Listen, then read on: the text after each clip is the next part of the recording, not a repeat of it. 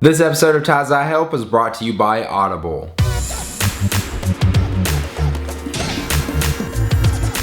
What's up, guys? I decided to wear my hipster shades today to go along with my beard and mustache that I'm growing out for No Shave November, or Movember if you don't know about it. Google it. I've been seeing a lot of you guys comment on it like saying, "Ty, shave your mustache." I will after November. Trust me, this stuff is getting long. Anyways, let's get into this. In this video, I'm going to be doing my review on the new iPod Touch 5th generation. Let's do it. So the new 5th generation iPod Touch has an all new design and I love it. It comes in 5 different colors now: black, gray, pink, yellow, blue, and product red. And the screen has been up to 4 inches, just like in the iPhone 5. Of course, it is a Retina display and the resolution of it is 1136 by 640 pixels at 326 pixels per inch. The new iPod Touch's design is super thin, lightweight, and just overall sleek looking. It's actually 4.86 by 2.31 inches with a thickness of 1/24 of an inch or 6.1 millimeters. And it also only weighs 3.1 ounces. So this thing is super light, super thin. You can compare it to an iPhone 5, to an iPad.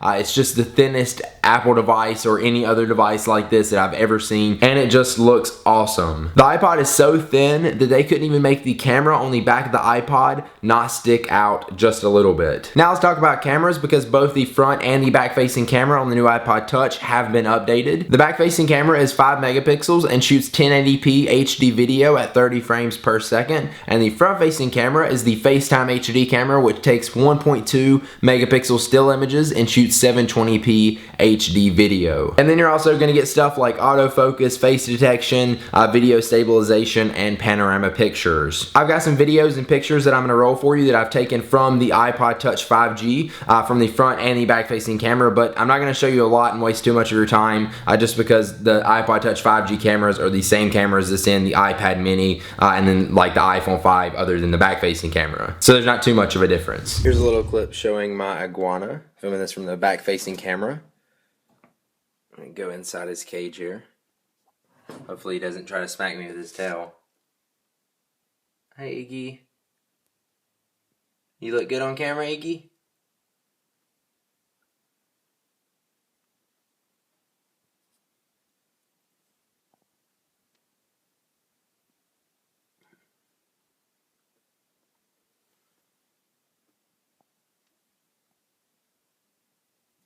First try day on the rail.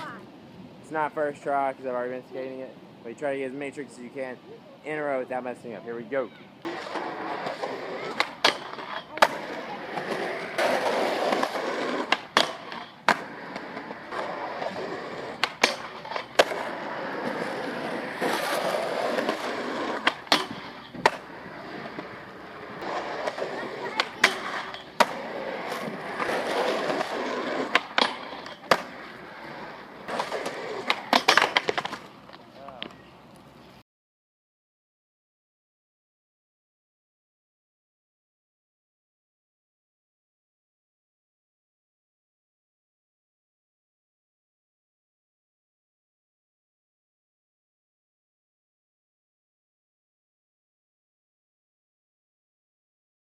So hopefully, as you can tell from looking at those pictures and videos, the cameras on the new iPod Touch are really nice. I think they are great for an iPod or an MP3 player, or just a camera in general. Like, this could really easily replace a digital camera. Like, if I was spending $300 on a camera, I would just go ahead and get an iPod Touch, because it's not going to look that much different, and I'm going to be able to do a lot more with my photos and a lot more with the device that I'm spending $300 on. That's just my thought. One of the things the new iPod Touch 5G got was the strap. The strap comes with the iPod you get, and of course it's going to be the color that matches your iPod. And then now on the back of the iPod, at the bottom left corner, there's a button that if you press it in, it pokes up, and you pretty much just hook the strap on it, and then it stays there pretty well. I haven't had any problems with it really coming off that much. It's done it a few times, but not really when I've been using it. Now, I don't really like strap this around my wrist like this and tighten it up and hold it like that, just because that seems weird, and I don't really want my iPod just flying around everywhere. But what I have used use this for is when the iPod is in my pocket. The string or the strap dangles out, and it makes it a lot easier to pull the iPod out of my pocket. But I haven't really used it to keep it from like flopping everywhere, because it doesn't really help me that much, and I feel like it would come off that if I just let it flop around everywhere. So yeah, I don't use it like that.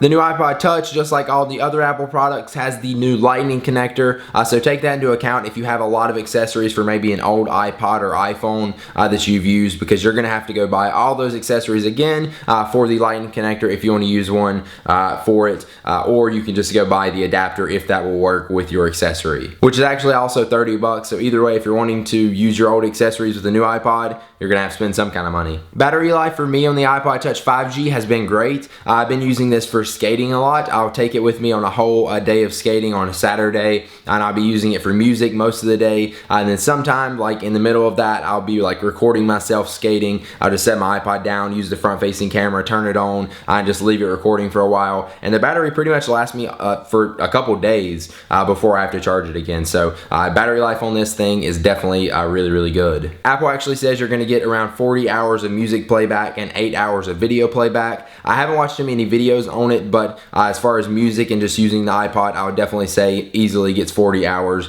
of use if you don't use it just all the time. The new iPod Touch also comes with the new EarPods, which if you haven't seen my review on them, they sound better than the previous Apple headphones we had, and they are shaped differently, which makes them fit down in your ears better, and I think that's actually why it sounds a little bit better also, just because the music's actually more down in your ear. You can wear these for a while and they don't hurt. They're definitely a lot better than the previous Apple headphones, just they're overpriced if you buy them on their own. And unfortunately, if you buy it with the iPod Touch, or if you buy it with another iPod, you don't get the little click button with the microphone, so you're not going to be able to change your volume, your songs, or answer calls or use it as a mic. Now before we wrap up the video, let's take one last look at our sponsor, Audible. Audible.com is the leading provider in downloadable digital audiobooks and spoken word entertainment. They have over 100,000 titles for you to choose from in pretty much any genre you can ever want, and you can download these and listen to them on your smartphone, your MP3 player, your iPod, and you can play them back anywhere at any time. Speaking of which, their iPhone app is pretty awesome. They have a feature built in where you can tap it and it speeds up the playback of the audiobook depending on how fast you want it to be.